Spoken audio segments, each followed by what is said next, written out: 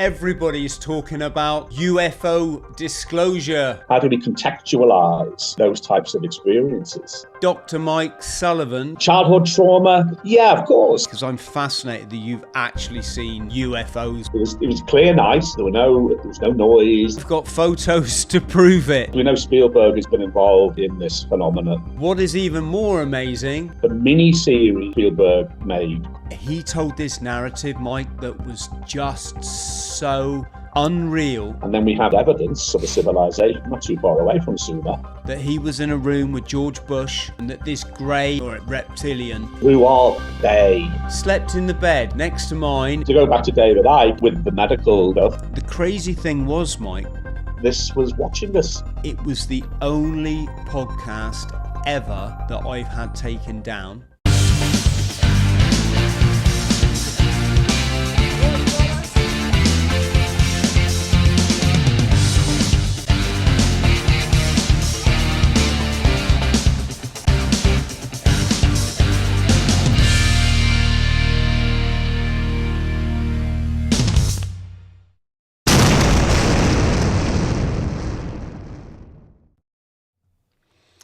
Would you believe it, Mike? It's I'm looking at these photos and thinking, when we used to have those chats that we did in our room in train, or the grot as they call it in the Marines, it would never have occurred to us that 40 years later we'd be, you'd be a doctor, PhD, writing books. I'd be writing books and hosting a podcast, and here we would be hooking up again, like old oppos, chatting about UFO disclosure.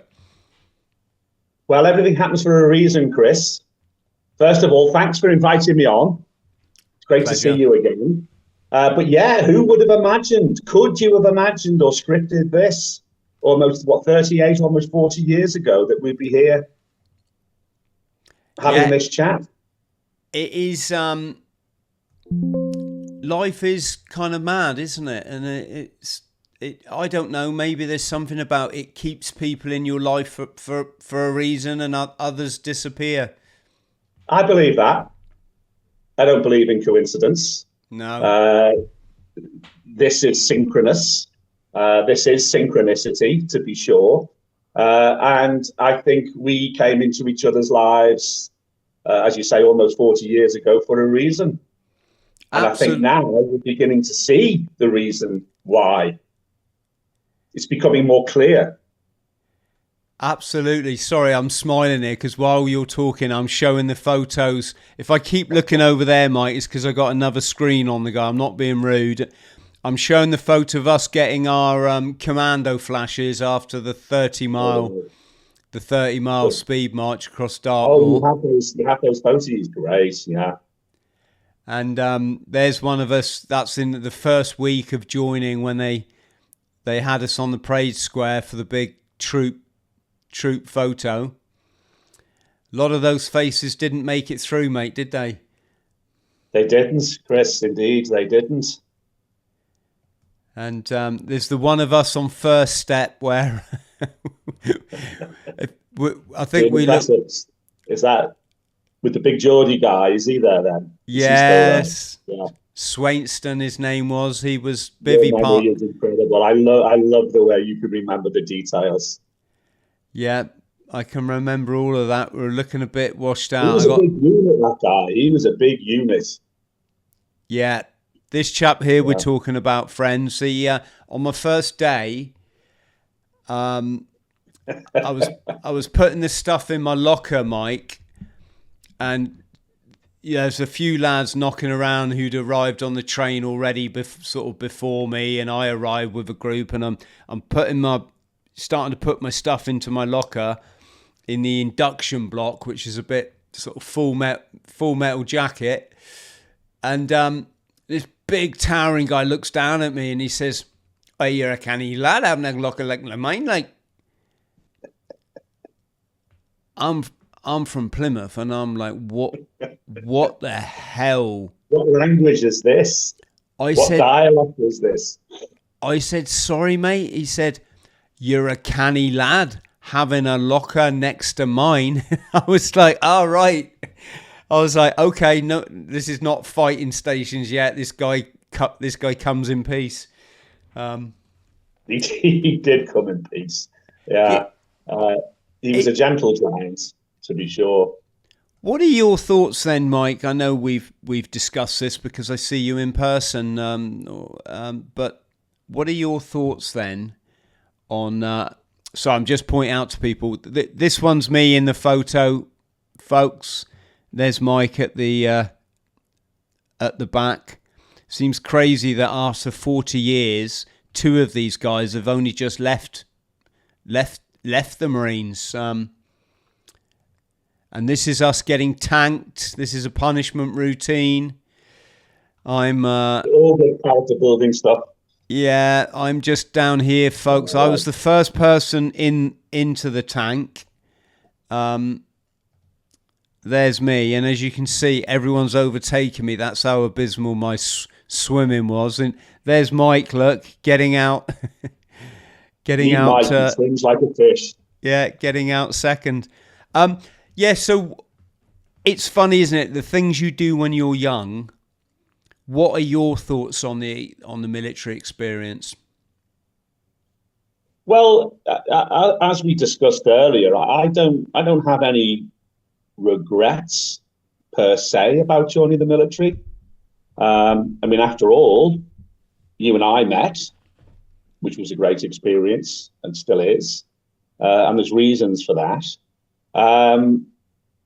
But in general terms, you know, the stereotypical discipline, you know, it taught you certain things, and that's lasted for life, and it's built character and everything else. But of course, as we mature, I mean, one of the main motivating factors for me was my grandfather, who was a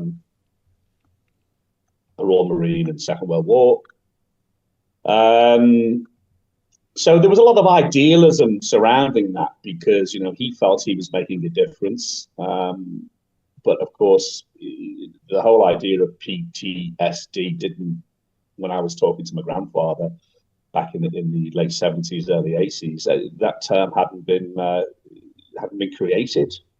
And he suffered a lot later on in life with some of the things that he said he did, particularly on the final push in Berlin and things. But for me, I suppose, as an impressionable, because I was about 14, 15 when I was talking to my grandfather, it seemed like a good idea at the time. And it still was. Aspects of it I thoroughly enjoyed. And of course, when I joined 40 Commando after we completed training in, Christopher, remind me, Chris, 1990. We went through training. We passed out in 1989. We started in 88. It was June 88 we started, and we passed out in 89. Yeah. And of course, I went straight to 40 Commando. You went to 4-2. And the 40, I think, had just returned from their tour of Northern Ireland. And then we're about to deploy to the Caribbean. The Sunshine Boys, as they were unofficially known. So we had some great jollies in Jib and the Dutch Antilles, very topical right now, just off the coast of Venezuela, etc. Puerto Rico, and we'll be pulled into. So yeah, so no regrets, none whatsoever. But did you go to Barbados by any chance? Yes. Did you ever go to? Well, interestingly, because we were deployed on the Intrepid. There was two troop-carried Royal Naval ships. There was the Fearless and the Intrepid. The Intrepid, actually, interesting, was called the Death Star because every time it left Southampton, somebody actually died on that ship. And I think the NAFI manager, who was a bit corrupt, I think he threw himself into the harbour in Jib. And I think one guy, when we got to Fort Lauderdale in the States, one of the old sweats was walking down the gangplank and had a heart attack. It was an interesting time to be on board that vessel. But yeah, so Jib, Caribbean. It's great. Did you go to Paradise Beach in Barbados? Not that I recall. It's kind of like was a traditional stop off for the Matlows and Marines on board. There was a massive like hotel complex just back off the beach, and you could sit in the hotel pool and drink pina coladas and all this sort of stuff. Yeah, possibly we did. The reason why I hesitated, of course, that's what I was about to say. There was a 55-foot racing yacht captained by a former Matlow commander that was following the Intrepid around that Caribbean tour when we were on the Intrepid. And my mate Mick Seabrook, Marine Seabrook, was he was not a very good sailor, and he'd secured a place on this yacht because we could all go on this yacht and crew it. The bootleggers could go and crew this yacht. And I wanted to go on that, but he got the final place, and then he got seasick, so he couldn't go on it.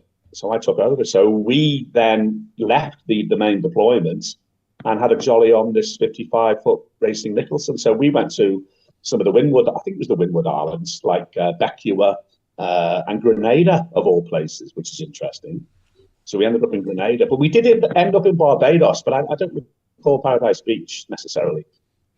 No, the only reason I mention it is when we rode to Barbados last year, right, on our Atlantic row, Louis and I went to seek out this beach, Mike, that I've got photos of. It was absolute paradise. We sailed like yourself. We sailed on HMS Invincible. I was part of the high security team on there at the time, and we sailed across to Barbados, and all the Matlows were like, "You've got to go to Paradise Beach," you know. So the first thing we did was we walked off ship.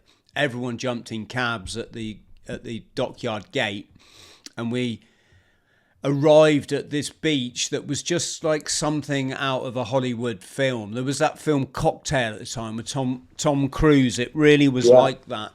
Beach cabanas, drinking your rum and your beers, and you know what it is. It's a bit hard to explain to people that haven't been in that military kind of, you know, you're there with your buddies, lounging around on the beach, drinking beer, getting paid for it, in a part of the world that back then not very many people went to Barbados. It was a privilege, right? When we went back on the row and I met my family there, I said, "Guys, you've got to come to Paradise Beach. It's just going to be..." It was the biggest anticlimax I think it's possible to, you know, they say don't meet your idols and don't revisit old places. The hotel complex, Mike, which was like 5-star luxury, it was all reclaimed by the jungle. The creepers had grown. Oh, really? All the windows were out. All the exquisite flooring was gone, and it was just the water pipes left. The swimming pools were just brown and cracked, and the tiles off. There was bats, obviously, in the ceiling, so there was bat cack like everywhere. The beach itself no longer had this beautiful view because they built the dockyard at one side of it where the big cruise ships were coming in. So one thing I wanted to ask you then, do you know there's research? I'm just going to give my Everest, upcoming Everest summit a shout out. It's not often you get, you know, that someone's going to summit Mount Everest, and I'm going to do that in May. I'm going to do it to shine a light for struggling veterans, so suicidal veterans, because I've lost a few of my military buddies over the years and a fair few civilians as well. And no one's talking about this, folks. And what I wanted to say to Mike, if you can spare £5, folks, by the way, there's a link below in the description box, or there's a link in the comments. No one's talking about the link between our childhoods, Mike, and the fact that research shows if you've had a challenging childhood, that I would suggest, I think a significant amount squaddies and Marines have, I just think it's our makeup, then you're far more likely to experience PTSD. So even though we like to think that PTSD comes from war, if you haven't had a childhood, what they call adverse childhood experiences, then when you go to war, you're far more likely to develop PTSD because of it. And I just wondered if you had time to reflect on that over the years. Well, I mentioned my grandfather earlier, and his when he came back after he was in various theatres, including North Africa, was there on D-Day and the final push. They lived in a very small house in a rough, tough working class area of Merseyside. So, yeah, absolutely. I mean, that trauma, and of course it wasn't talked about there, but I think it's intergenerational also. So when I had the conversations with my grandfather, even though I made that decision to go into the Royal Marines based on his experiences, but there were ideological reasons why I wanted to do that. So maybe we can talk about that later. But Mike, can you speak up a bit? I don't know how well we're hearing you, but can you hear me now? Yeah, that's good. I've got quite a loud voice normally, and people normally tell me to tone it down. But no, speak up is best, definitely. Yeah, a technological thing. So, childhood trauma. Yeah, of course. I think we take on board a lot of what we receive from those around us, adults, parents, teachers, the schooling system. But how do we know about this? I mean, what do we understand until we evolve and mature? We don't fully understand exactly the impact those experiences have had on us.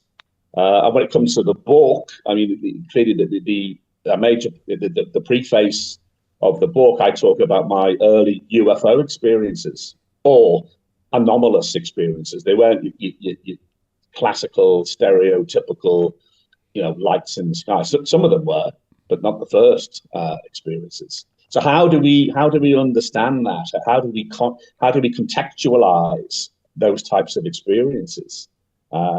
Because what I try to do in the book is link the whole UFO phenomena to more general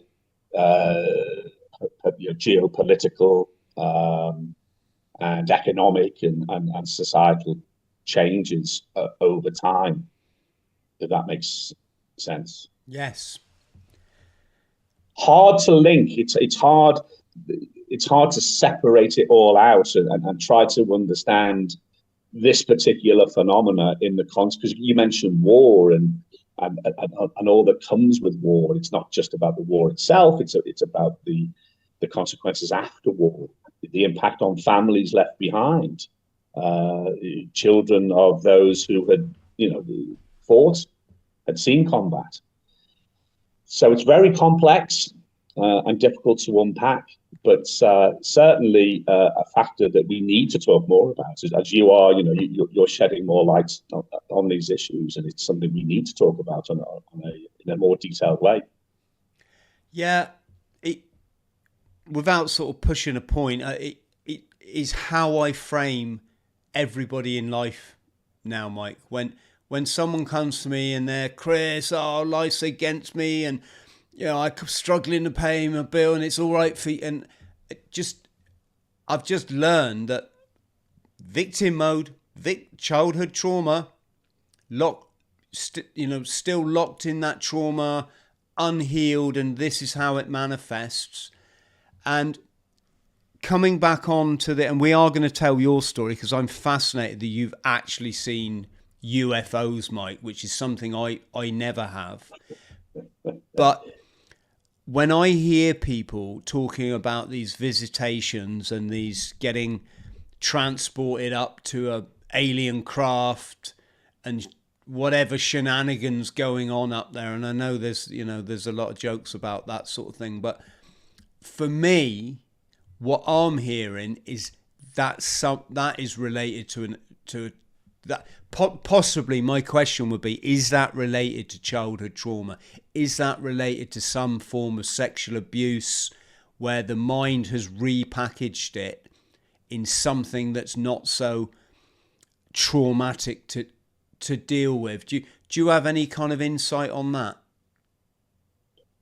Well, it's interesting you mentioned the Steven Spielberg trailer for this new. And it's a very early trailer, and you've done some good shows on this in terms of the symbolism and everything else related to that. I mean, 7 months. I think it's due out in June of this year, but the trailer was released in December. But of course, we know Spielberg has been involved in this phenomenon right from the get-go. There are all sorts of anecdotes related to him and President Reagan with a private viewing of E.T., where he turned round to Spielberg and said, if only people knew just how true this was, etc. But few people will remember or know about and I mentioned this to you in a message recently, the mini-series that Spielberg made called Taken. You can find it on YouTube.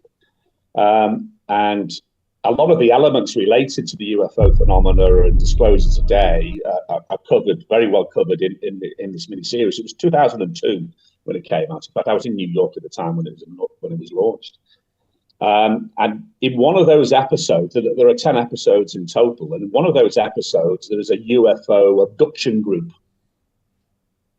And one of the characters in that abduction group had not been abducted by so-called aliens. Now, look, it's complex because there are very serious researchers that claim that these abductions are all military-oriented, albeit with a so-called ET, or even if we extend it further to interdimensional entities. Anyway, but the point is that there was this one character who ended up holding these people hostage, who had been sexually abused, but he had, throughout his life, thought it could have been an abduction by a non-human term alien. I don't like the term alien necessarily for reasons we can come on to, but so that issue has been addressed, and no doubt there are lots of cases of people who've been sexually abused as children, and even as young adults. But equally, there's enough research to show that is not necessarily the case in all incidents. So we still, it's like the old expression, it only takes one white crow to prove that all crows aren't black. It only takes one UFO case that can't be debunked or explained away to show that this phenomena is real. But yeah, I think, and certainly in the abduction literature, there are many incidents of, again, as you say, it's the old joke, it's the anal probes, it's everything else. And these are seriously traumatic for people, to be sure. But of course, not all people that encounter so-called aliens have been abducted or taken through walls or out through the roof of the house into so-called spacecraft. No, I just wanted to explore that sort of avenue because childhood trauma does funny things. I had a chap on the podcast once. I'm not going to say his name out of respect for him, but he told this narrative, Mike, that was just so unreal. I'm not going to say outlandish. That makes like I'm dismissing it, and I'm absolutely. He told this story that it was so real that he was in a room with George Bush, and that this grey, believe that's the thing, or it might have been reptilian, had entered the room and then proceeded to walk straight through a wall. And I'm getting the idea, or for some reason I got this idea, that this guy's grown up in a religious cult, something akin to Mormons, something along these lines. You know, very heavy programming from a young age, with lots of stuff that I think goes on in religion. I think people know what I'm alluding to. That goes on under the cover of sort of religion. And the crazy thing was, Mike, it was the only podcast ever that I've had taken down. Really? Certainly at that time it was. During the medical scam shit, I had a couple of things taken down. We you know, but this was the only actual podcast like we're doing now that has ever been taken down, and they didn't even give me a strike for it or anything. It was just removed overnight. And the next thing, I had a detective calling me. I won't say the island that this guy lived on, but a detective called me from basically stateside saying, could you give us the whereabouts of this gentleman? And I'm like, it's just a podcast. I've got no idea. I couldn't even find an email when I went to look. Not that I would have given his email away, but so that's that. And going on, I've just been showing the buck symbolism in the Disclosure Day trailer. I think a lot of people watching now will know that there's been some serious allegations made about certain Hollywood types, you can say. There's a certain chap that let's say always appears in many of Spielberg's films. Very probably one of the world's most famous actors, who really did a very bizarre thing on Twitter, photographing these random objects out in the public. And then in one frame, Mike, somebody realized that what was painted on the pavement, and you can still find this, I've got the video on my, I've saved the video, the number that just seemed like some innocuous code that the council had sprayed on the pavement, like they do when they're going to fix something, right? That if you typed it into Yandex, you got all these images, inappropriate images came up. Oh, okay. Sure. And literally at that point, this celebrity just stopped his Twitter, just walked away from his Twitter account. And so what I'm alluding to here, Mike, is when Steven Spielberg's in charge of something, it's never good. Think about the shark thing that's just traumatized people forever. Think about the constant barrage of Second World War films he subjects everyone to. Let's just let them poor Germans move on, for Christ's sake. And secondly, the narrative of the Second World War, as I'm sure you've come to in your conclusions, I think it's highly dubious, a lot of what we've been told. And so the first episode of that mini series that I mentioned deals with the so-called Foo Fighters. So the opening scene is he's a US Air Force pilot, and you can see these strange lights moving within, and he survives, his crew dies, he goes back home, he's the hero, but he's troubled, he's traumatized, he's got what we now call PTSD. And he has this recurring dream of being taken into a medical facility. Him and a colleague, one of the guys that did survive but subsequently died, and he sees these guys in German uniforms in one version of the dream, and then Spielberg treats it a bit differently later. It's he develops the character.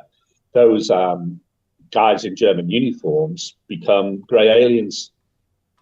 And he managed to, clearly these grey aliens or these Germans are very careless, and they left a weapon near his gurney when he was in this medical facility, and then he gets the weapon and he kills all the so-called Germans. But the Germans then morph into these ETs. So there's definitely a lot of perceptual manipulation of the phenomena going on here. Obviously everyone remembers, well, everyone of a certain age will remember the 1977 Spielberg movie Close Encounters of the Third Kind. Then we have the benevolent ET, which the security services were after, and that kid saves the ET, and ET goes home. We all know about that. Then the miniseries, but now this Disclosure Day. So it seems that his talents, his movie making talents, have been re-engaged.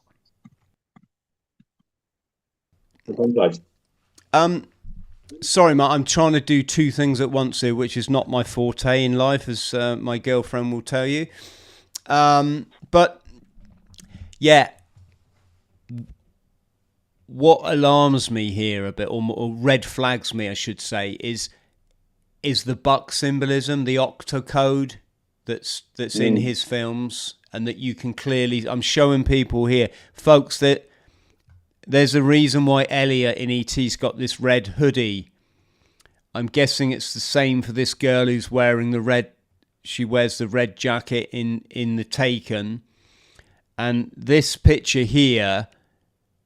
Like if you're thinking outside the box, this is representing something completely different. If you ask me, folks. And the octocode. You saw the video I did on it the other day, Mike, right? The octocode is basically the PDF file code exactly that's put out through movies, so that all the, I'm just going to say, offenders out there, or people that are into that darkness, that they recognize this code. It's based often on the number 8, but things like the red jacket. Remember in Schindler's List, another one of his films, the girl had a red jacket. This is all code, right? So I guess what I'm getting to, Mike, is if he's involved, what is it that they're trying to obfuscate? Sorry, Chris, to interrupt, but simply put, they're trying to obfuscate the power that lies within us.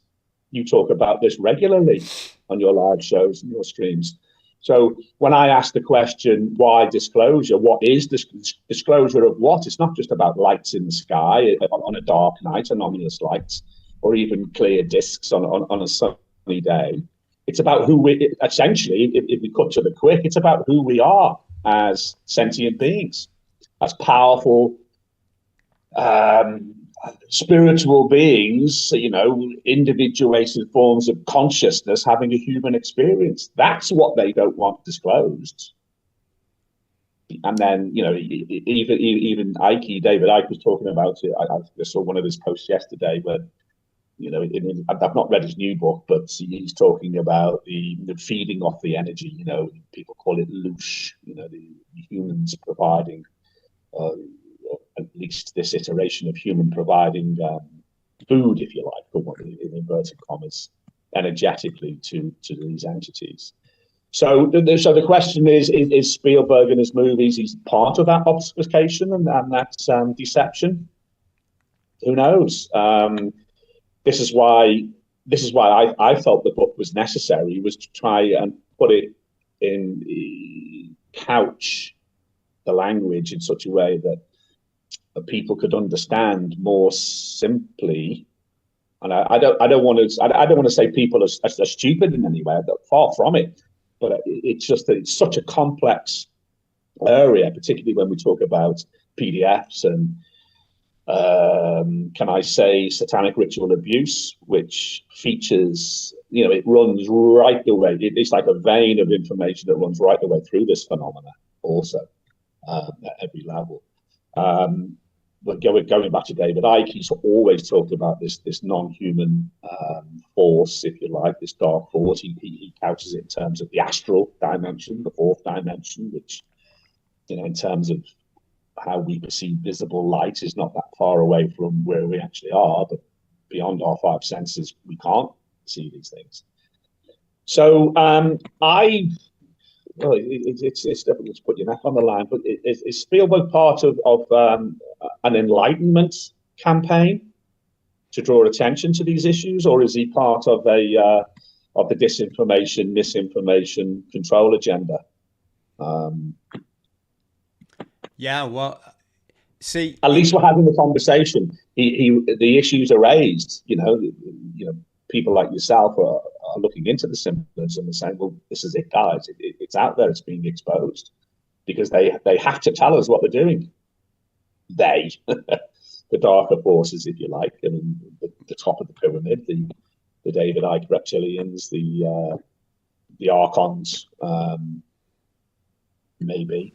But I think that's part of the issue. The part of the issue is we have to remember who we are. This is the point of the ultimate point of the book, is to remind people that we are powerful spiritual beings having a human experience in this world of consciousness, this unbounded, formless consciousness.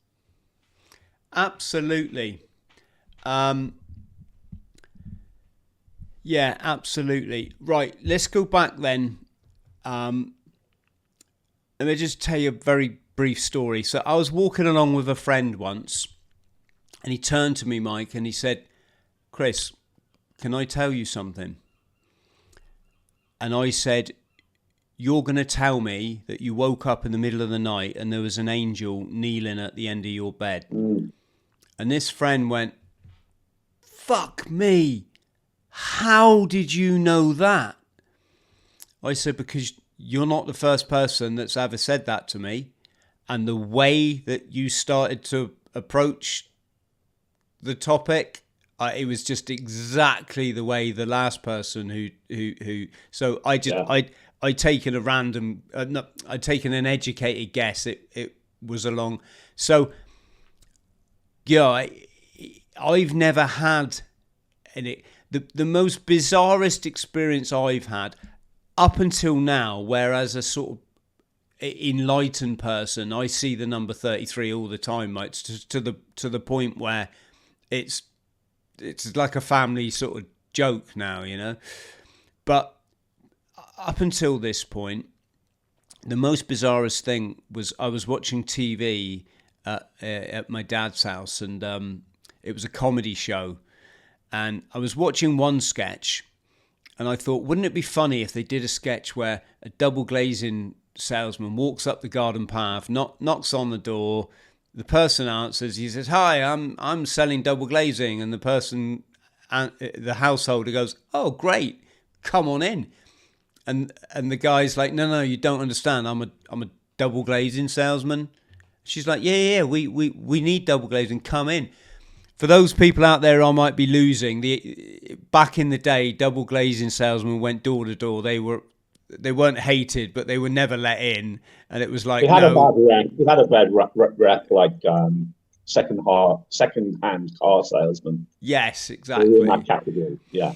And so I thought, wouldn't that be a funny comedy sketch if they did the antonym, or whatever you call it, the complete anti, and they actually want. So the very next sketch on the TV, there's a bloke walking up a garden path, Mike, and he knocks on the door, and a woman answers. She says, "Hello," and he says, "Hi, I'm selling double glazing." And she's like, "Come on in." And I was like, whoa,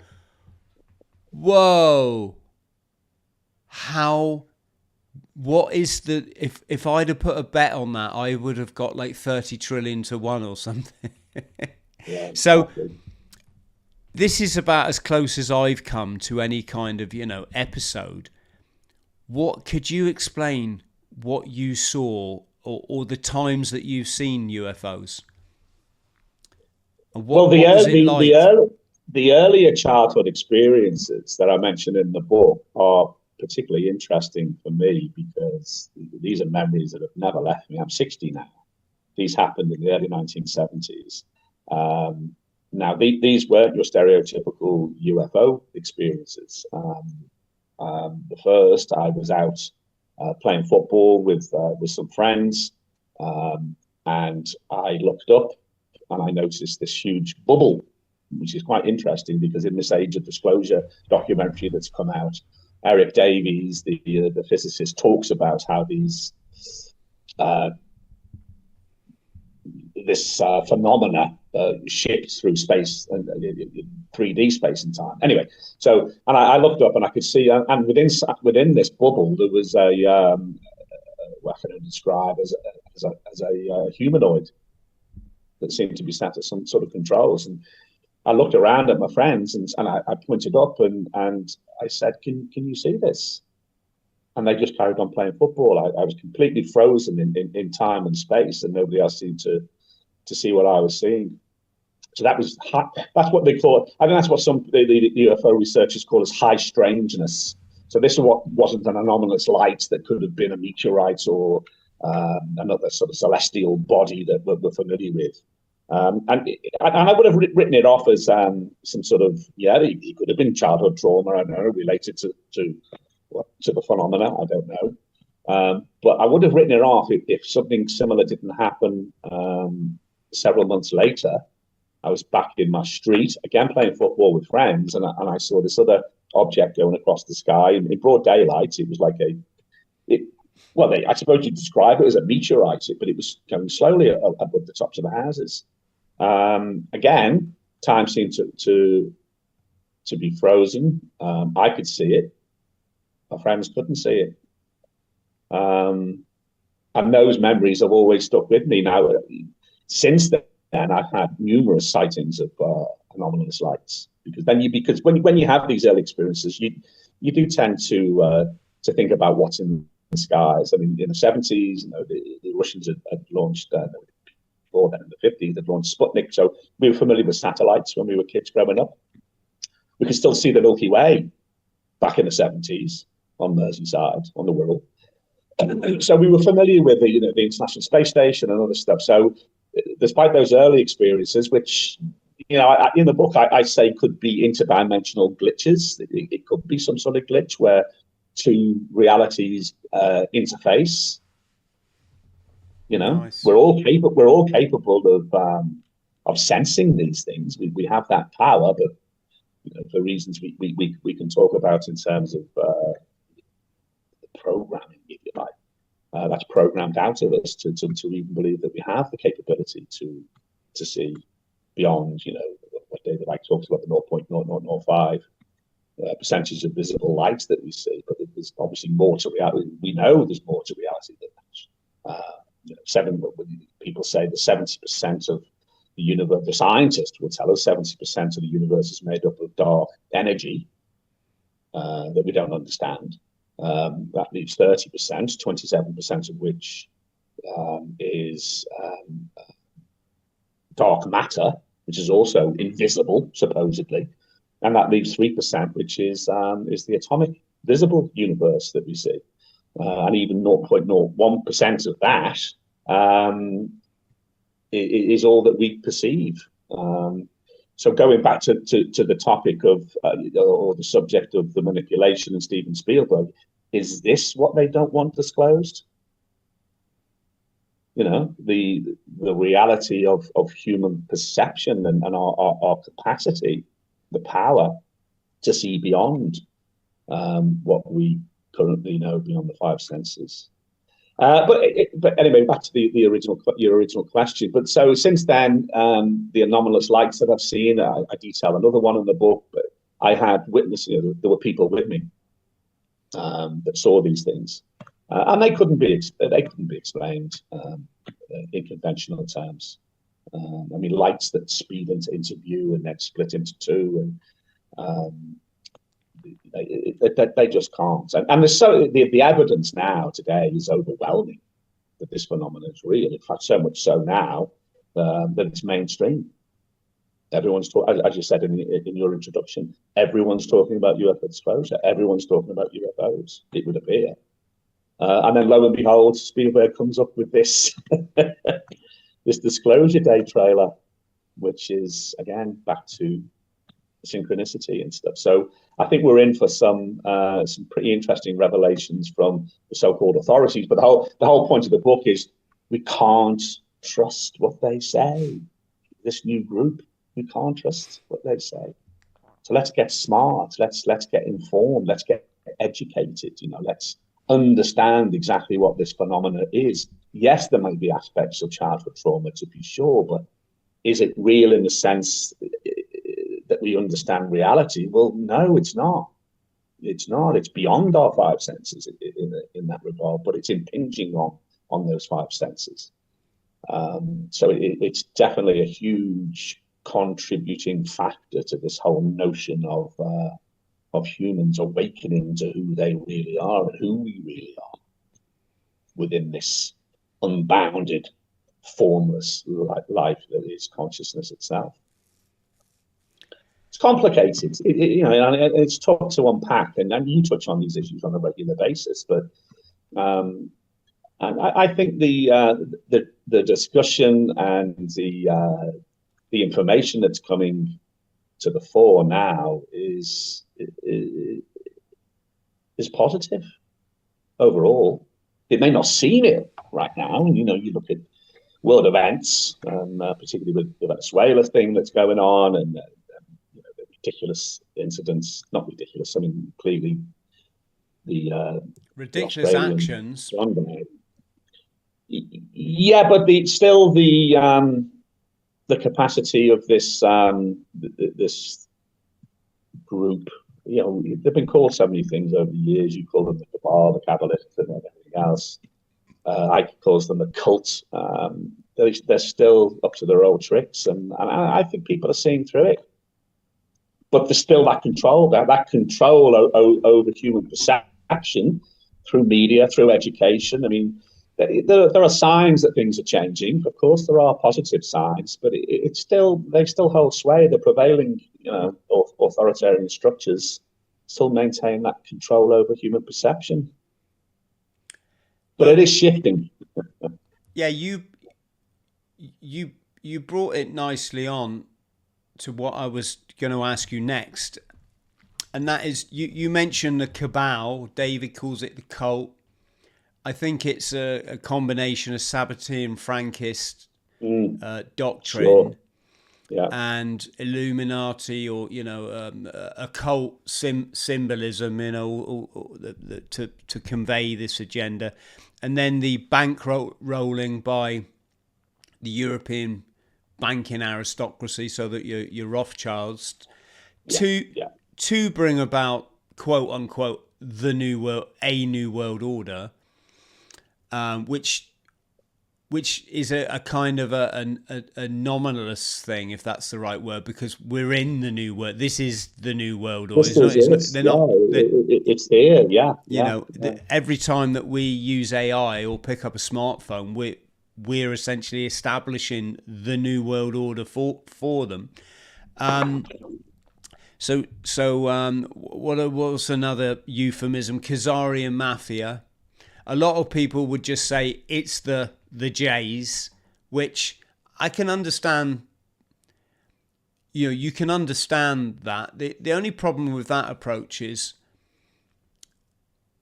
that, how can you say? It gets everybody's backs up who's in it's that. Covered in the book. I cover it in the book, but mainly through, Ike's work on how any ethnic group can be used to promote a particular agenda, even to the extent where maybe some of the members of that ethnic group will believe what they've been told. Massively, yeah, I'm totally on board.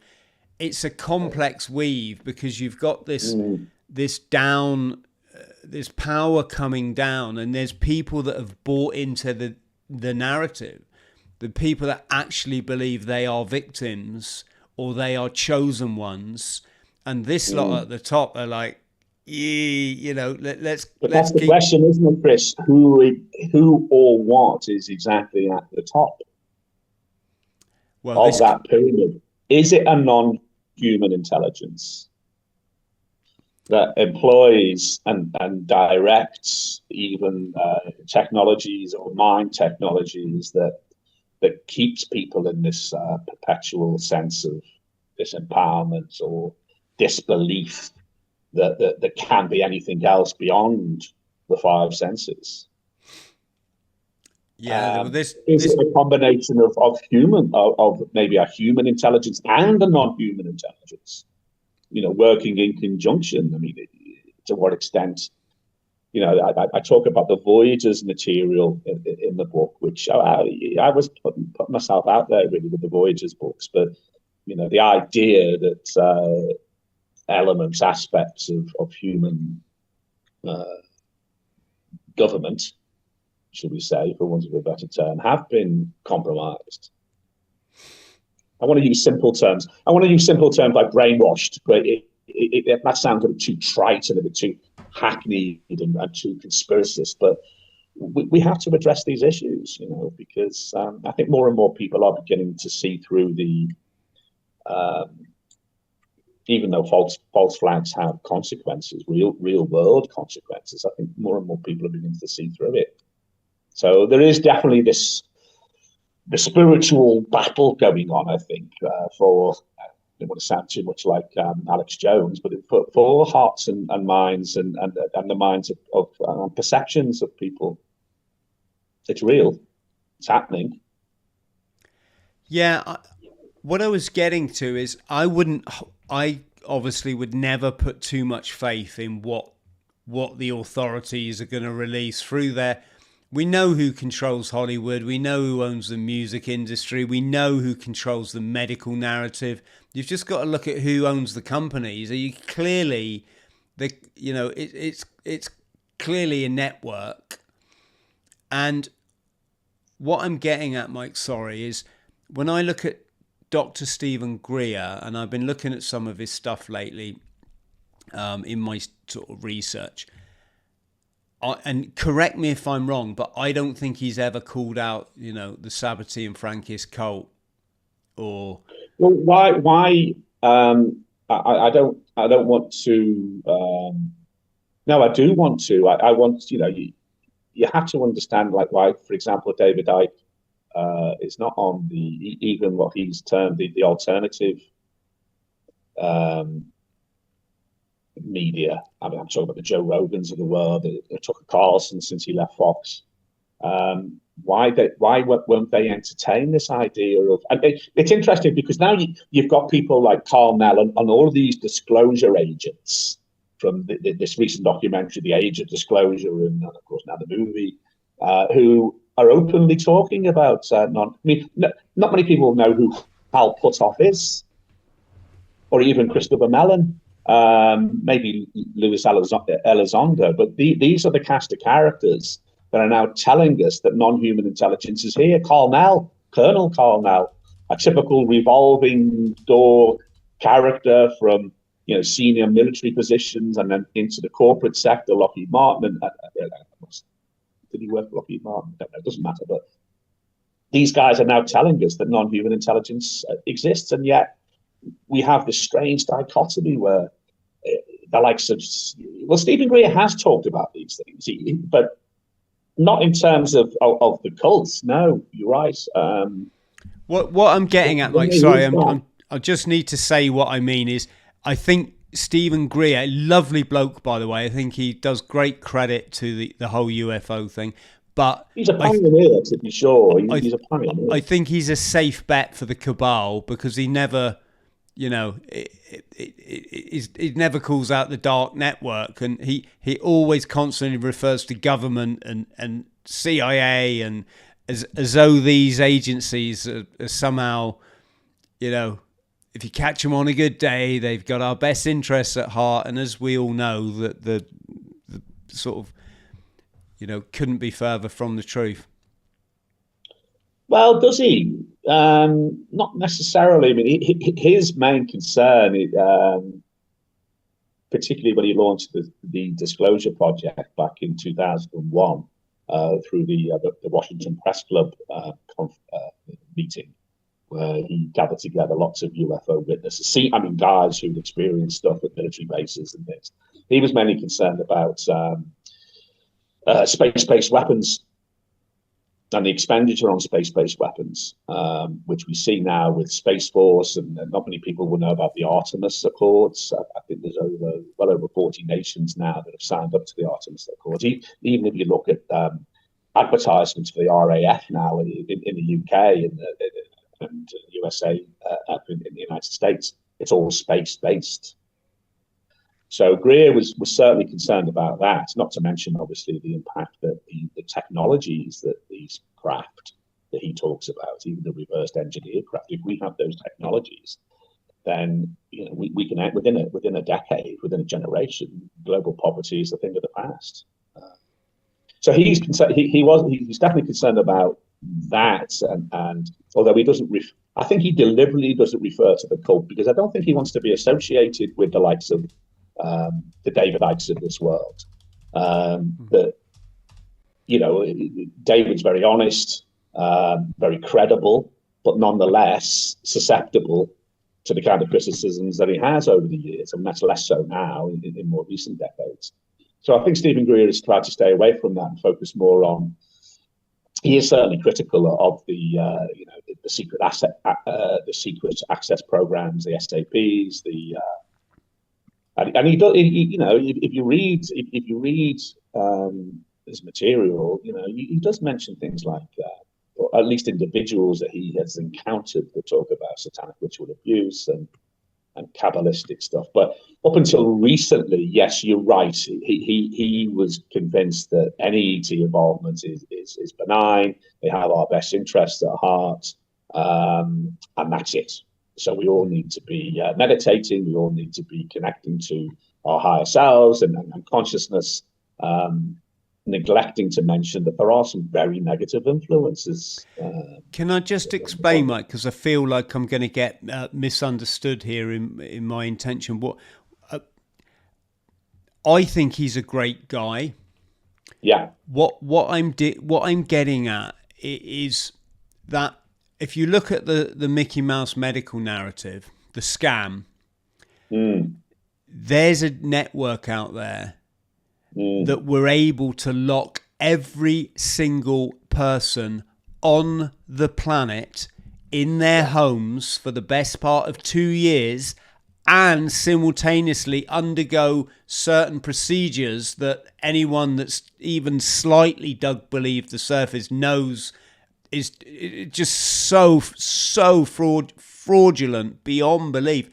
And every single professional acting out of their ego self went along with this, either out of naivety, fear, or they were in on it, right? Yeah, this is the whole planet is subject to this dark cabal. Whatever you want to say, and I've got my thoughts on it. I can't voice them on the platform that we're on, but I think people already know, who I'm alluding to.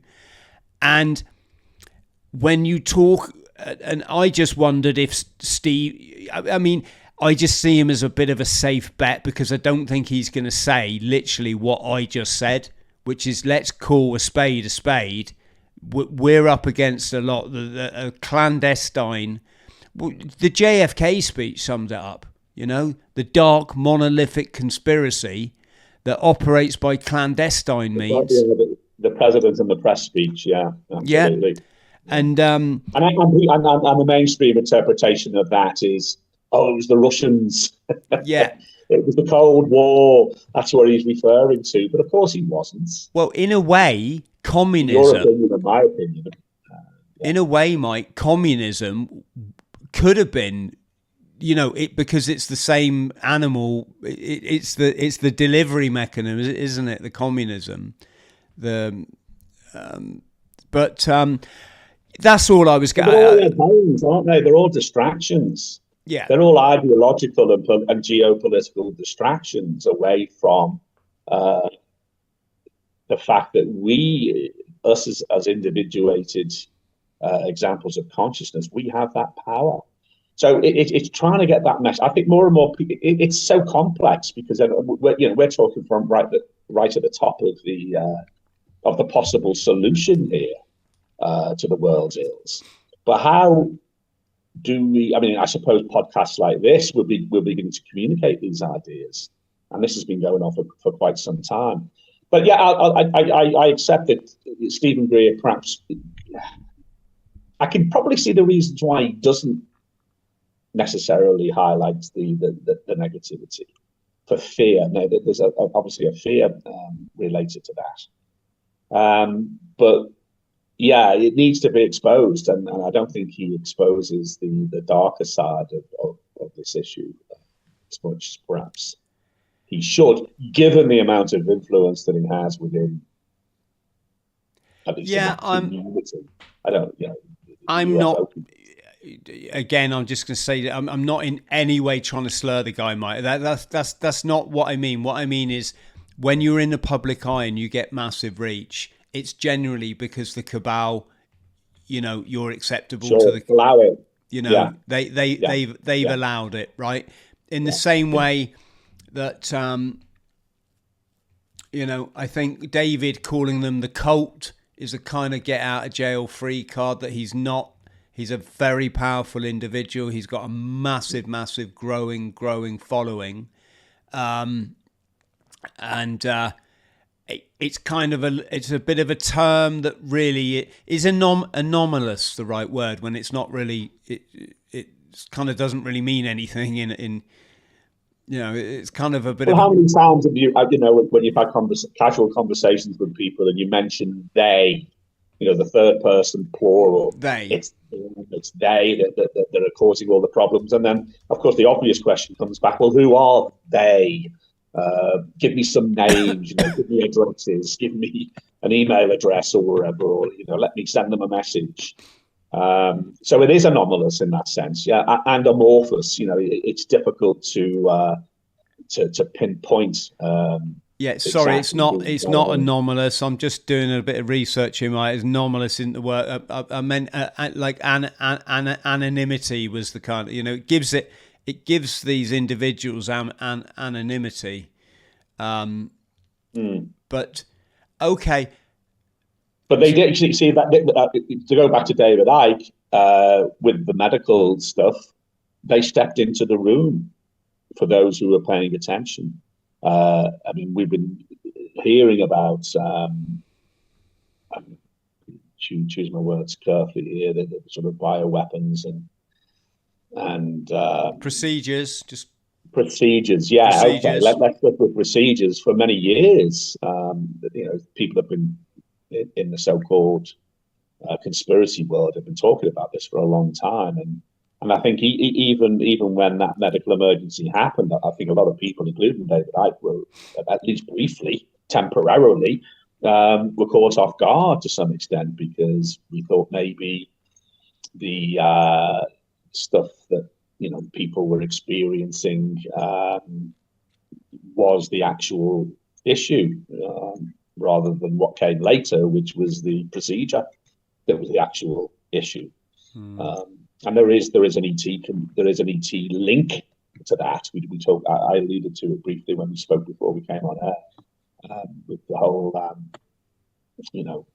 DARPA connection. Not just that. Yeah. Can you explain DARPA for our friends at home, Mike? Well, DARPA is that research agency in the United States that is quite dark, and in fact, it's on the public record. There was an interview with it's in the book, a Polish, I think she was a Polish journalist, and Robert Kennedy Jr., who openly talk about the fact that the mRNA technology was actually developed. Now, what's in the mRNA? That's still up for debate. Lots of research not lots of research, but some good research has been done to talk about the nanotechnology and the crystalline materials that appear in blood samples. We've had John O'Looney taking stuff out of people, the funeral director. So it's still very controversial and still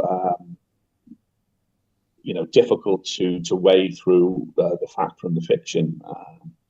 But DARPA, essentially, the argument is that they were responsible, and they used the pharmaceutical companies like Moderna and Johnson and Johnson and others to market the product that they created back in the 1980s for these reasons.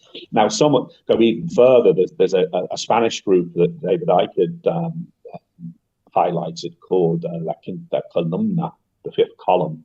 A bunch of researchers and scientists and others that have made a connection between the alien implants that Roger Lear, who was a podiatrist, he was a foot doctor, but he got heavily involved in the implant stuff in the 80s and the 90s. And when they removed these implants and analyzed them, they were electromagnetic in nature, and some thought they were tracking devices. But there is similar tech, according to La Quinta Columna, there's similar technology involved in those implants and these procedures that a vast majority of people, or a large majority of people, were subjected to. Yeah. When you say in the first instance, are you talking about a UFO implants? Yes. Well, yes. Well, people who claimed to have been abducted or had an abduction experience, and then there were certain. I mean, it's all well documented here, particularly with Roger Lear's work. He's not the only one, but he's the foremost, I suppose, who'd removed these objects from people. There appears to be a relationship between those implants and what we saw fairly recently, yeah, and what we've seen in the which begs the question. Well, would beg the question for me. Again, is this, I don't want to say government agency, but is this nearer to home than further afield? Well, it's clearly nearer to home, because if that is the case, if we can prove definitively that is the case, then it's within us, or it's within those people that were subjected to that. Yeah. Which then shifts the discussion, which the book, I move on in the book to talk about issues of transhumanism.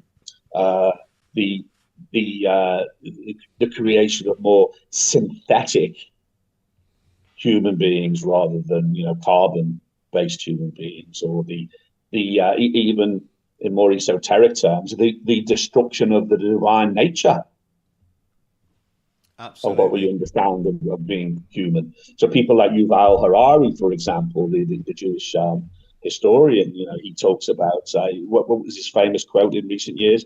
Humans are now hackable animals. We could be hacked. Our consciousness could be hacked. Really? Well, good luck with that, mate. But what do you mean we could be hacked? But what he means is that with certain procedures, with dare I say it, sort of mass mind control through the regular channels, mainstream media and everything else, then yes, we can be manipulated to the point where we forget. This is the subtitle of the book, The Forgotten Links. We forget who we really are. Yeah, he rose to cabal prominence, didn't he, when after writing *Sapiens*. A brief history of humankind. I've not, to be honest, I will admit, I've not read his books. I read it a long way back. Yeah. I'm getting it confused in my head with another book, because I read a really good book called Africa. But I just figure that if he's published by the cabal, then *Sapiens* is not going to be an accurate record of human history. I'm guessing he's done the "we came out of Africa 30,000 years ago" bullshit. Whereas I would say I think we've been around for millions upon millions, if not billions of years. Well, exactly. The Earth's only 4.5 billion. Look at the Nobel Prize winner Francis Crick, the British guy involved in the discovery of so-called DNA. Look at his theories and his colleagues' theories of directed panspermia. Again, this is in the book in the early chapters. he was convinced. Although he was very critical of books like Chariots of the Gods that were doing the rounds when he was doing his research. But he's convinced that human DNA doesn't come from planet Earth. Go figure, So it's a complex issue. It's certainly a complex issue, and the mass consciousness is easily manipulated through the educational institutions. I mean, yeah, which I would just put 100% my money on is why we're going to see a Steven Spielberg film about it. Yeah, exactly. This. But the whole sort of even this neo-Darwinian evolutionary theory, it doesn't hold water under scrutiny. And we know this. The same with the physics associated with these so-called craft. The whole sort of Cartesian, Newtonian materialist worldview, it's on its way out. It really is. And we're at the forefront of this, podcasts like this and others, and we have been for several years now. People who've been talking about these issues. What would you say then, Mike? Because you hear a lot of people doubting Darwin now and highlighting that he was a Freemason and this kind of stuff. And yeah, I really got quite into the theory a while back. I think it was around about the time I explored Antarctica. A lot of people on my expedition had recently come from Galapagos as well, which there was a book by that famous author, wasn't there, called Galapagos? I'm not even sure of my words these days, like a very bizarre book. But what I'm getting at is, I love the theory that there's islands out there and there's birds on these islands that have, through natural selection, this one's got a beak for picking seeds. This one's got a twisted beak for cracking nuts, because on that island there's a nut tree. And I'll be honest, mate, I'm still going with that one to this day. I think the reason people struggle is they don't understand the vastness of our human history, that we have not come out of Africa. If back in the days of the Roman Empire, 2,000 years ago, Jesus' times, we looked exactly like this, then you can extrapolate to say, well, 10,000 years ago, we obviously looked exactly like this, Maybe 30,000 years ago, we had a couple more hairs on our but I think it's been so incremental. Like I say, I think it's been over millions upon millions of years, our evolution, Mike. But I think most people, when they think of evolution, think that we come from monkeys, like 30,000 years ago. And that is where I think the theory is losing the credibility. But you might know something I don't. Well, it's shifting, isn't it? I mean, science or scientism, however you want to define the scientific method. What we knew yesterday could be different today. Everything's shifting. I mean, in terms of, even recent history, when I say recent history, the last 11,000 years, look at discoveries in Southeast Anatolia, in Turkey, modern day Turkey. Göbekli Tepe. You have these structures. We thought that the Sumer and the Sumerians in the Fertile Crescent, they were the guys that gave us arithmetic and the first writing forms of writing, etc. And then we have we find evidence of a civilization not too far away from Sumer that was predated by another 5,000 or 6,000 years. So it's a shifting terrain, and I think we need to be careful in terms of how we interpret and understand our history. Look at the biblical text. I know you're big on the allegorical aspects of it, and there's a lot of credibility behind that, to be sure.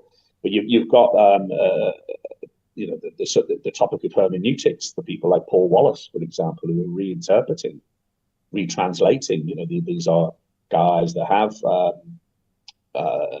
experience in scriptural interpretation, and they talk about this ancient connection, because obviously a big part of the book is to link the forgotten links, which is the subtitle of the book. Is not just about remembering who we are as mighty, powerful spiritual beings having a human experience, but also the so-called historical links. What happened pre-flood, pre-Graham Hancock and the pre-Diluvian, and we look at the Younger Dryas period, and we look at all the sunken cities and everything else.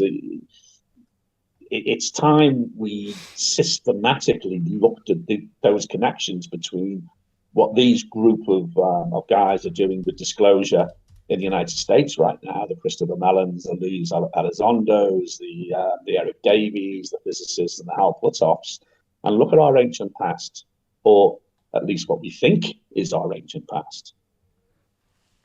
It's exciting. I mean, I think it's very exciting, because everything is open to reinterpretation.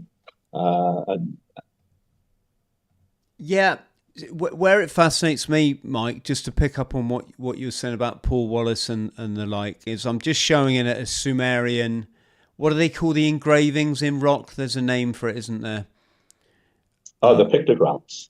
Yeah, well, no, this is just an image, a very famous Sumerian image. I can't remember. You got the King's List in the Ashmolean Museum in Oxford.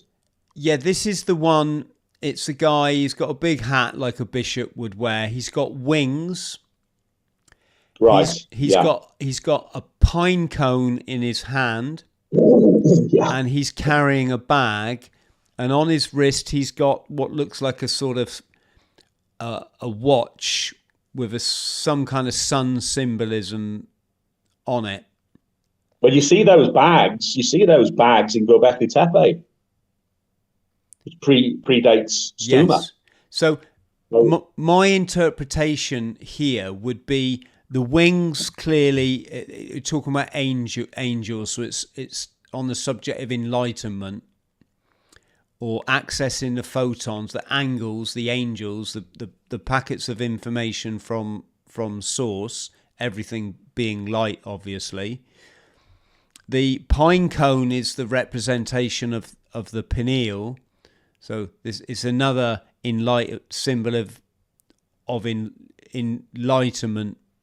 And the bag, I would say that's the symbolic of, like, he's got the force. That's the chi, the prana, the eternal energy. This is someone who understands the process of enlightenment, basically. And as for the two watches that he's got on, they're obviously not watches. Well, I mean, there might be watches, but very doubtfully. Some sort of, I don't even know that. But it kind of, I think I said this to you the other day in our phone call, Mike. It kind of, I see so many people talking about this image. And they're coming up with all this giants and Anunnaki, and I'm like, no, it's enlightenment symbolism.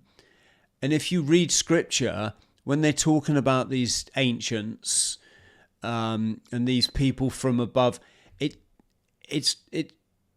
it's always in allegory. So there's a lot of numerology in there. And I'm not really good at quoting it, Mike, for the simple reason I haven't got enough time in my day to get really good at all of this. I'm obviously better than most people, but it will say that Eni and Enlil, or whoever those gods, they lived for 6,300,000 years. And anyone that understands... There's names on the King's List, on that Sumerian block in the Ashmolean Museum in Oxford. They say there were the kings that lived for 36,000 years. There you go. Add the 3 and the 6. 9. Human conscious. It's talking about consciousness again. And this is where I think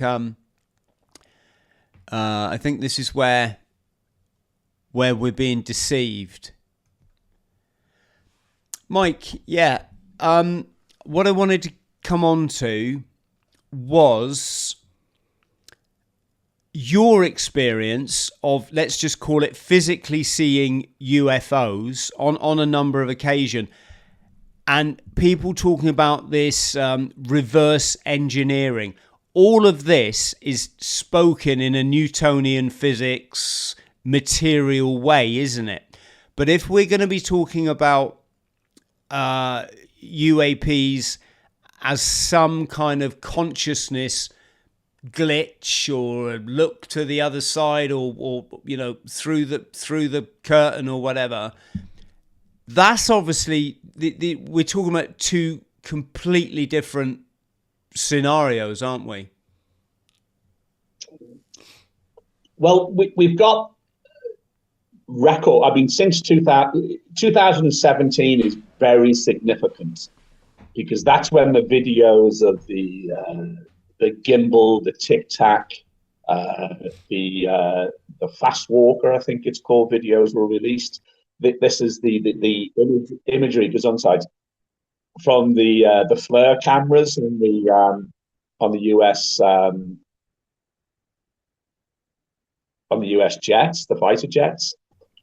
So we're looking at objects. I mean, this is what's being sold to everybody on the mainstream. So when you go on to News Nation in the US, and even the BBC and others have covered it, you're talking about a phenomena, objects that are moving at maybe something like 0.7 of a second from 80,000 feet down into water. In some occasions, we're talking about 6,000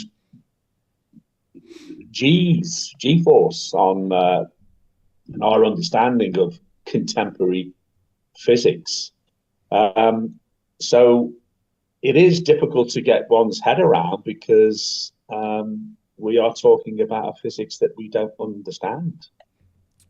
Or do we? Are there other human beings on this planet that do understand this physics? Because of the and this is Stephen Greer's argument, and Stephen Greer, who's essentially been sidelined, along with a lot of other long-term UFO researchers, who have been sort of almost supplanted by what happened with after the New York Times article in December, 16th of December, I think it was, 2017, called "Glowing." It was entitled "Glowing Auras and Black Money: The Pentagon's Mysterious UFO Program." So that was a semi-official recognition that actually UFOs do exist. The phenomena is real. And when Project Blue Book shut down in 1969, some say it was 1970 because it was in December, the US, at least. I mean, when I say the US and when I say governments, I'm talking about factions within these governments. You know, there's a factionization here. You know, as discussed in the book, I talk about the Collins elites and the which the British researcher, his name escapes me right now. It's in the book anyway. Who wrote extensively on the Collins elite. And the legacy program that Louis Elizondo talked about in his book Imminent. We're talking about a new physics. Yeah. Do you get my point, though, that all of this fascinating take on technology and visible, or physical objects this is like one side of what the disclosure, what everyone's talking about, but then the whole spiritual, energy, vibration and frequency, spectrum of light. Are we seeing an alternative this is like a different thing. One is like, are we going inside ourselves? Is this what we're talking about here? The other is, and this is the narrative that Hollywood seemed to push, is, oh no, we're going out. It's out there. Exactly. Exactly. You just hit the nail on the head. It's about us going within. That's the point I'm trying to make in the book. It is about us as this individuated, modified consciousness. That's where it gets complicated for most people. So if you look at the quantum field or the cosmological constants, and if you look at the visible light and everything else, then the whole idea of superimposition, the whole idea of this infinite possibilities of interpretation and choices. That's what we're talking about. And I think that's what there we go. We're going back to the third person plural again. That's what they don't want us. I want to say us, those people, you might say unenlightened, or those who are on a certain journey, a certain path. And we all know individuals that will scoff at this, that don't fully understand just how expanded this reality that we call life actually is beyond the five senses. It's complex because, I mean, consciousness, as we know, it's the hard problem of science. I mean, mainstream science. Question then, Mike, while we're at the hot spot. So, with what you just said, and clearly you're firmly like, this could be, this is, now we're getting to the meat on the bone. How do you relate that then, if we're talking about consciousness? How do you relate that to your experience of seeing UFOs? What would you say what's the possibility that was going on there when you actually saw alien craft? How could that be? I don't know if I saw alien craft. I don't know that. I mean, the other example, I mean, that's why I think I've got a preface and another introductory piece, because the two experiences that I related earlier, which seem to be more, I don't dare to say it. I think they were more probably interdimensional glitches that I experienced that the others around me didn't. But the other main example was with my great friend Andy Eden, and we were out in a tent one night, and this object appeared.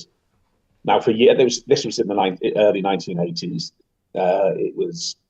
I describe it in detail in the book. I can remember. He can remember. I still see him occasionally, and yeah, okay, he's not had an interest in it, but I still remember it. He still remembers, and it was physical as far as I was concerned. It was this huge orange, rugby-shaped globe, egg-shaped craft that was there, and you got a sense, and Andy agreed when we were looking at the tent, that this was watching us, and then it slowly moved off. It was clear night.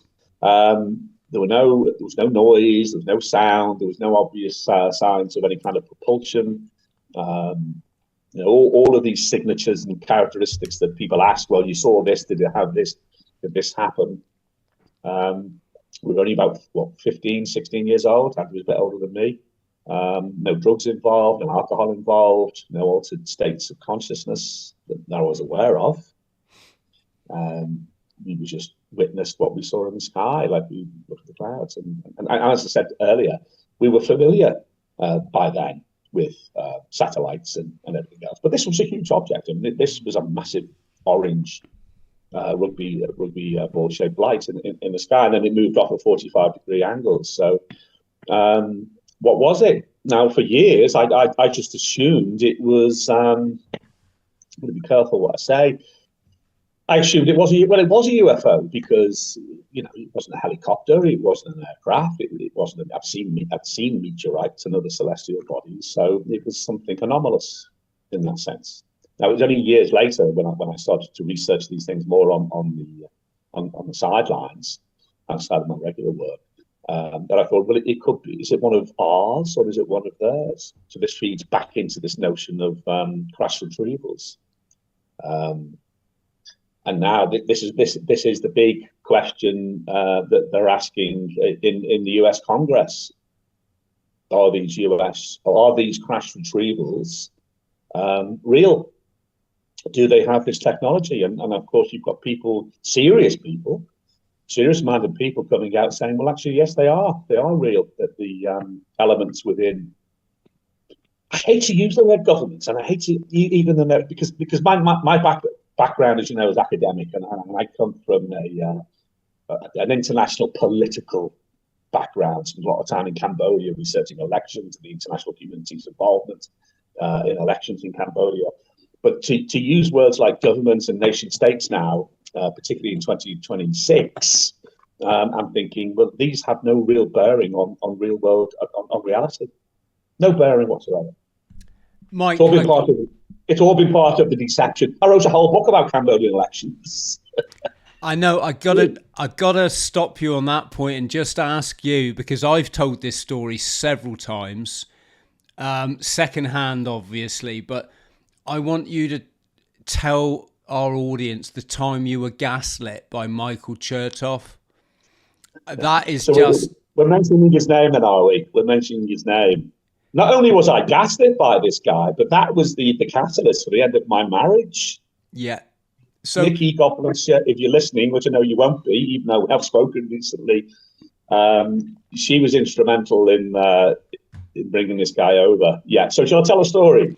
Yeah. Do I need to explain to our audience who Michael Chertoff is with respect to... I think you might need to. Yeah. Yeah. So, folks, I'm just getting a picture. This was a guy that was instrumental, as in an architect, of a certain mass event that may or may not have taken place in New York and Washington approximately 25 years ago now. I would say Big Club Central.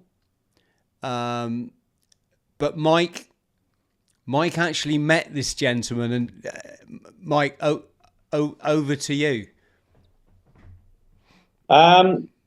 Yeah, there's a long version and a short version. Essentially, I was working as the director of an American Overseas Research Center.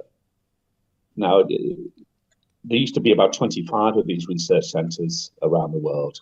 And they had opened one in Indonesia, but I was the only, at the time, I was the director of even being a Brit. Long story, but as that director, I would host groups of visitors, particularly in a place like Cambodia. People were fascinated with Cambodia because of, its history. I'm not going to go into that. But I had this group from... I was on my way out. My tenure was over. I was leaving. I was coming back to Europe. So at the tail end of that, there was a group from who had met the year previously. This is in 2010. Can you speak up a bit, Mike? Sorry, yeah, I'm mumbling because I'm trying to remember. Sorry, yeah. Chris. So I'll just stick with the fact. So Michael Chertoff and his group from the Jewish Holocaust Museum came to my center. My center was situated within, or the center I worked in was situated in a Buddhist monastery in Siem Reap in northwest Cambodia. Beautiful place, one of the best places I've worked. Fantastic place. So he came and with his group, his Jewish Holocaust Museum group, they wanted to create a... that sounds a bit like the Fantasy Football League, but sorry. Right, whatever. But they wanted to create an exhibit in Washington that remembered all of the world's so-called genocides. Okay, so Cambodia was going to be one of them. So I didn't know he was coming. I just thought it was his wife that was coming to this group. And that's a personal story related to the person who organised it, which happened to be my wife at the time. Anyway, so he arrived. I did my normal spiel. I took them around the centre. I explained what the centre does in the context of Cambodia and Southeast Asia more generally. Of course, the organisation was funded directly, for the most part, from Washington, the Department of State. So it was very much an American outfit. And I guess that's one of the reasons why he was there. And everything went swimmingly. In fact, he was fine. He was very very polite and respectful towards me during the day. And then at dinner that night, I happened to be on. So it wasn't just my organization in Siem Reap. You have to remember, Cambodia at the time was full of NGOs, full of people doing good in places like Cambodia. So I wasn't the only organization. So we had a huge dinner that night, but I happened to be on his table, and he was sat to my left, and the director of the Jewish Holocaust Museum in Washington was sat to my right. And the conversation got onto the subject of war. I never raised the topic of war. But I chipped in. I don't know how the conversation came about, but I chipped in and said, well, my grandfather was a Royal Marine. I was in the Royal Marines, and I'm very much anti-war now because of my grandfather's experiences. And even though I never fired a shot in anger, never went to Northern Ireland, obviously down south, I was too young and everything else. Anyway, so and I said, we all know the reasons why young British, American, Canadian, New Zealand, Australian, and others soldiers are losing lives and limbs in places like Afghanistan and Iraq. The whole table went quiet. But I thought to myself, that's a reasonable statement to make. But unbeknownst to me, I didn't realize, I knew he was the co-author of the Patriot Act in his capacity as a lawyer. So I knew who the guy was, but I didn't realize the extent to which he was connected with the events in New York and Washington, supposedly. Anyway, he turned to me and, don't forget, I suppose I was, still am at the time, Dr. Michael Sullivan, the director of this American Overseas Research Center. So, it's quite a, as far as Washington is concerned and funding, it's quite a prestigious position to be in. Anyway, he turned to me and he said, you're probably a Holocaust denier as well. He couldn't call me anti-Semitic, because all I'd said was, the reasons why people, because obviously it was inferred I was referring to the events that year in those cities.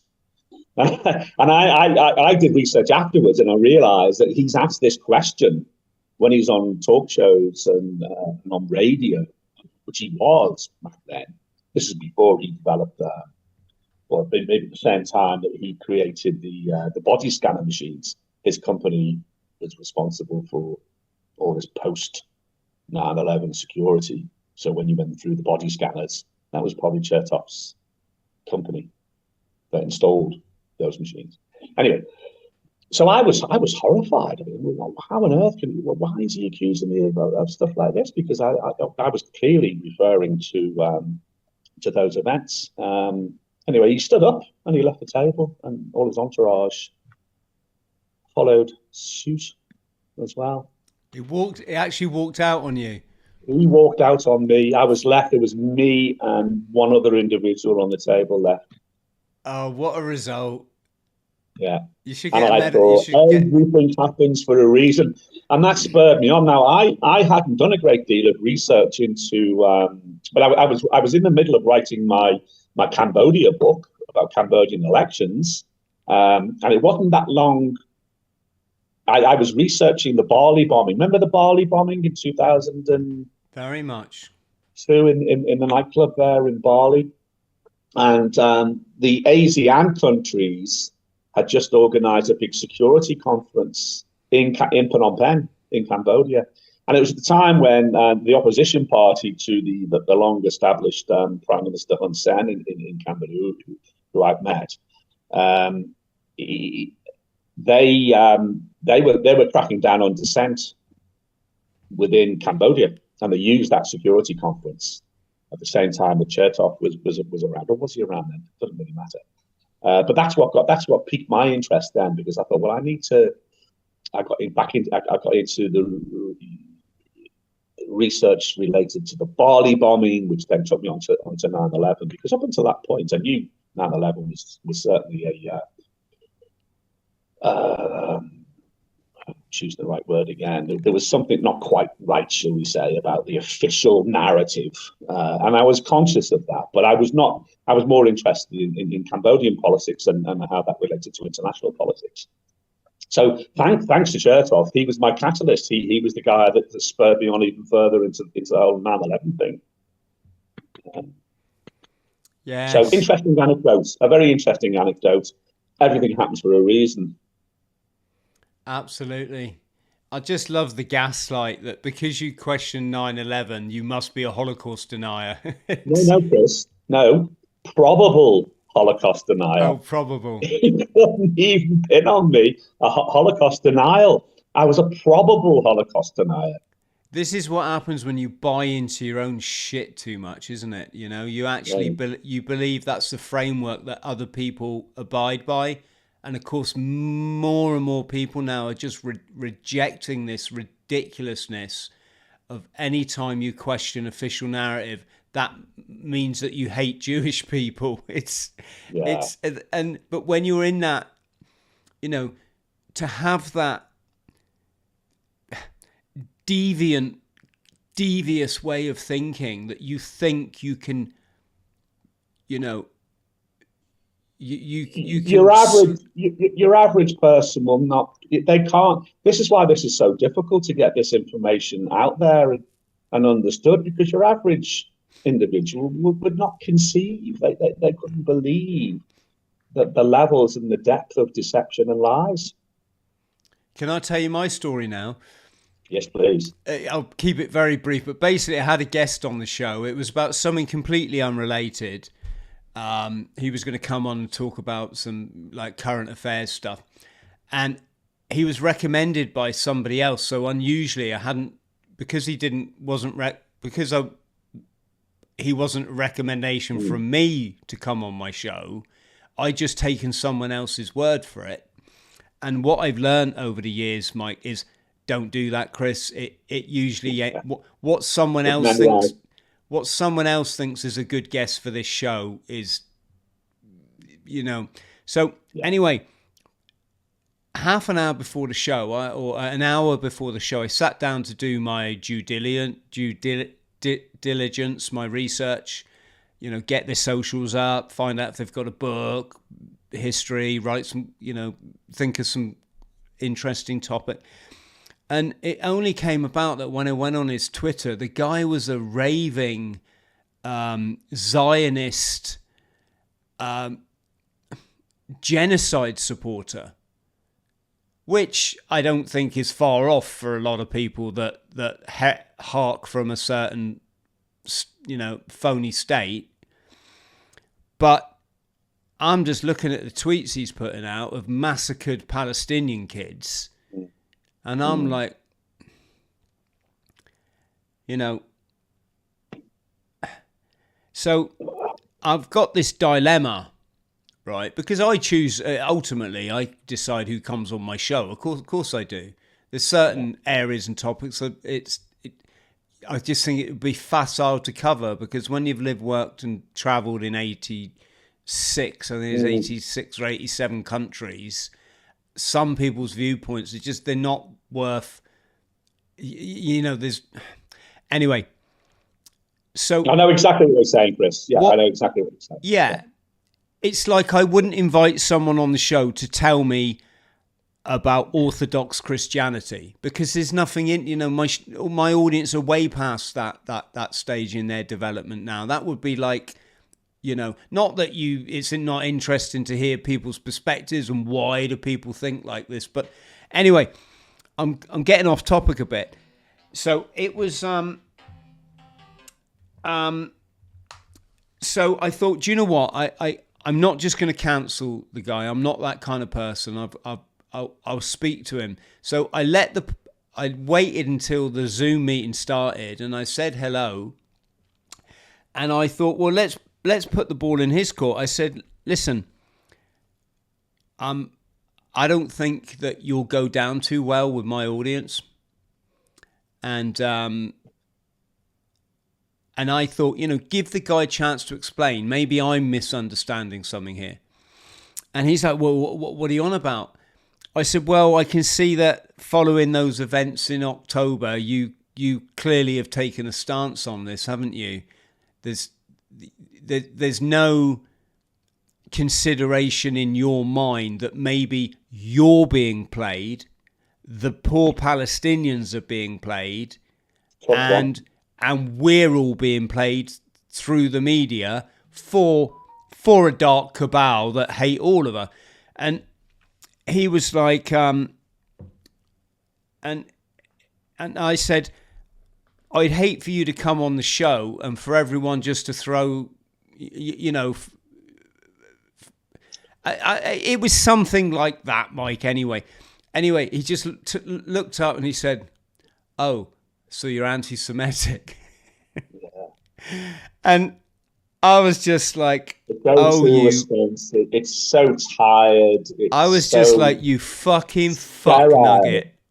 Yeah. You know, you're talking to the guy that I think any of my regular viewers would say probably does the most to spread peace, love, kindness and empathy and understanding on this planet. It's just we have to discuss unpleasant topics at times to see where we are in all of this, right?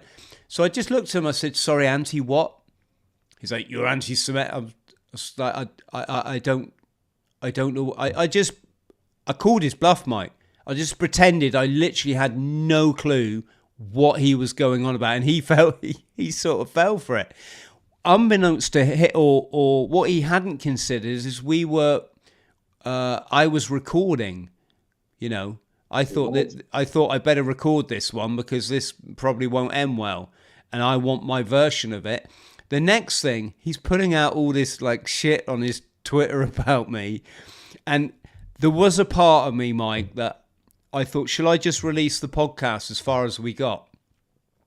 To the point where I said to him, "Look, do you want to go ahead with this podcast?" And he went, "No, I think we better not." Right? He actually said that. I still gave him the option to go ahead, but I'm going to have to challenge you on your views because otherwise it makes me look, you know, like a. And he decided not to. And when he's putting out these tweets about me, I felt like tweeting back to him, "Look, our podcast is going out tonight.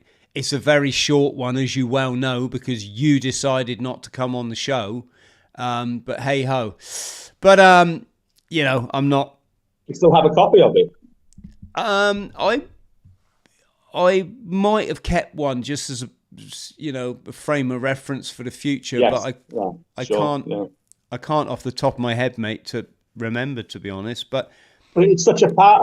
It goes without saying it. For your viewers, anyone who's watching this, it's such a powerful mechanism for shutting down expression, for shutting down any opinion, as we know. I think it used to be. I think people don't more and more don't give a shit about. I'm seeing what's going on Twitter, and it. I've just said to anyone out there, if you're of a certain faith and you think that this approach is doing you any favors, you're just deluded. It's really creating an awful lot of resentment, and that's the last thing that people need. Is it's like defending the actions of Netanyahu. It's like, why would you do that? That doesn't help your case to say that you're on the side of genocide. How in any way could that ever help you? That's mental. But this is, like you said earlier, you didn't want to use the word brainwash, Mike. But I think indoctrination is certainly the appropriate term. But hey ho. So how's it been then, to finish off, Mike? Massive congratulations on your book. I was so impressed at how well it was written. Your grasp of the English language is phenomenal. And as someone who's written a few books myself, you really got all the punctuation and the grammar and everything, spot on. Thank you, Chris. How's it being received? Are you getting any feedback? I don't know yet, because I should have come on in October, but for personal reasons, you see my thumbs up. I couldn't come on, so I've not really actually paid much attention to the book because my brother passed away in October, and it's just been difficult.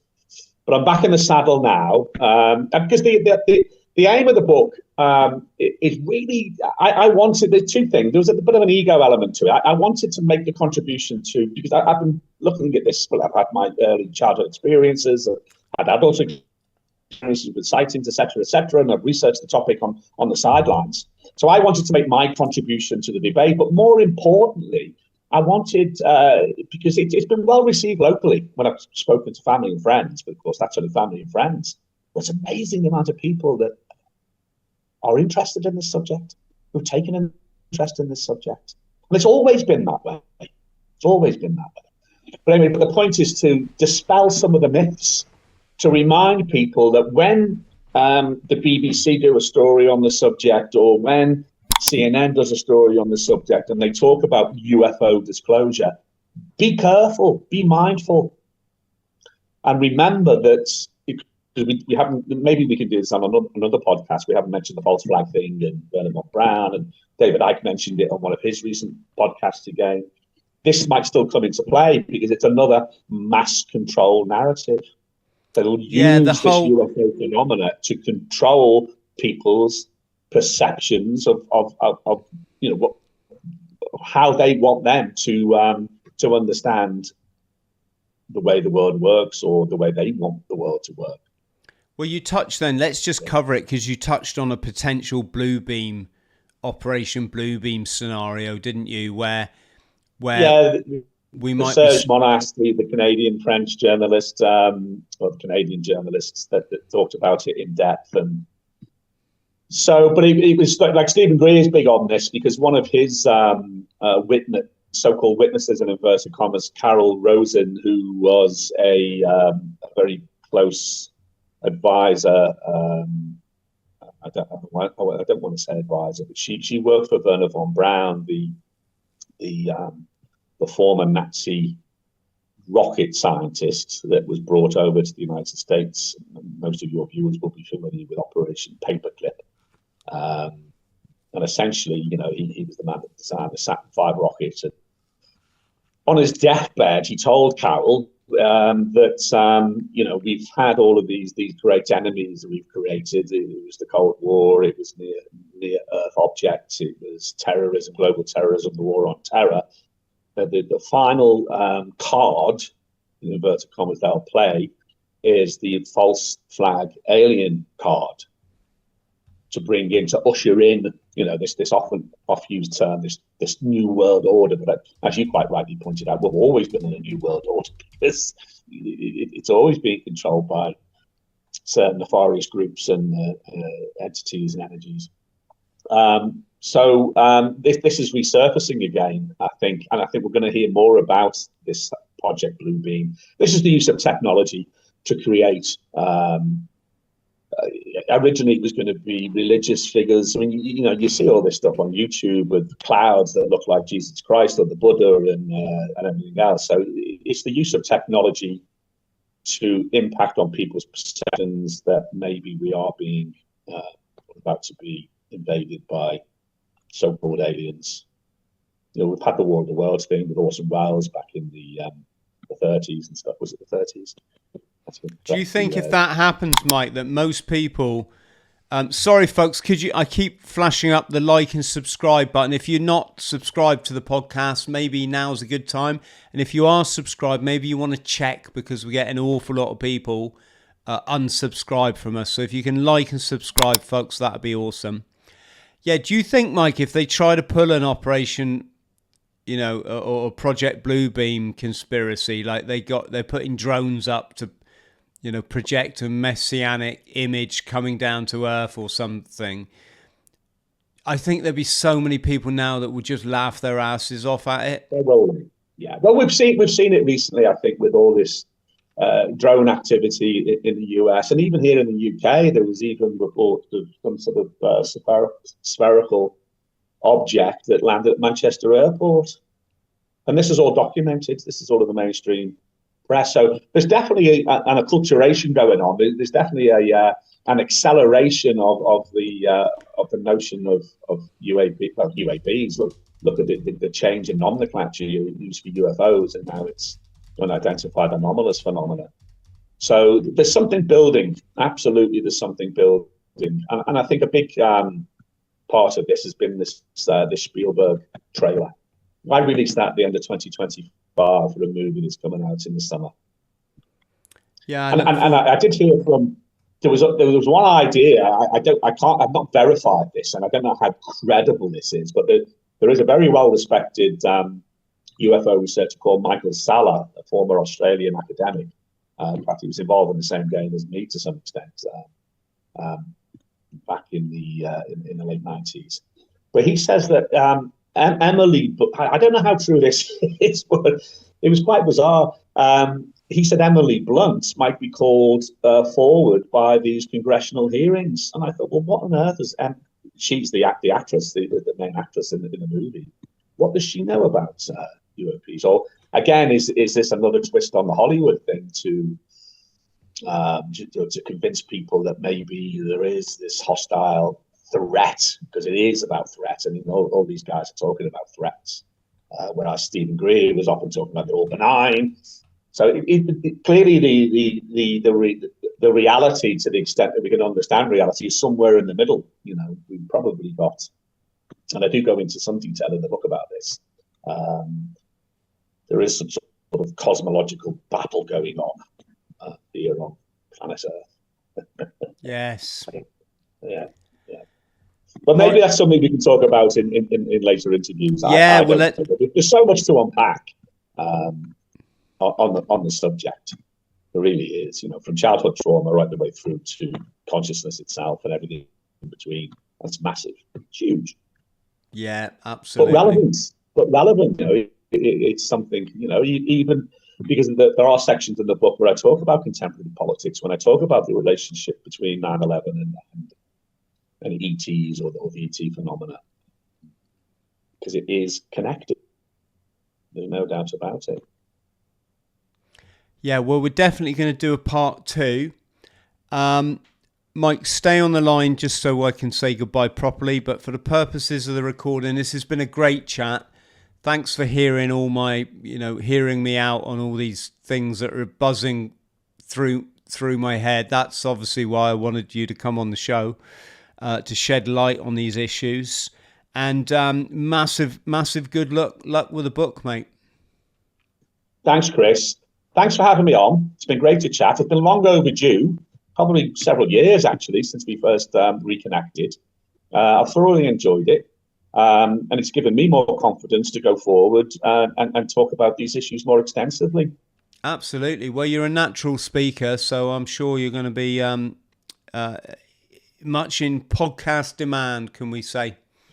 Well, I hope so. And the more people, I mean, that it's almost like a cottage industry now. The amount of YouTube videos, YouTube video podcasters out there talking about disclosure is incredible, which is very welcome, because we need to have this out in the open. We need to be talking about these issues on a more regular basis. So great. Any opportunity to do that has been fantastic. Absolutely. Absolutely. Well, friends, we're going to put a link for Mike's book below and Mike's website if you want to get hold of him. That just leaves me to say thanks ever so much for your support for yet another Chris Thrall podcast. Please don't forget to like and subscribe. And I'm going to play you out with my upcoming Mount Everest Summit promotion clip. Much love.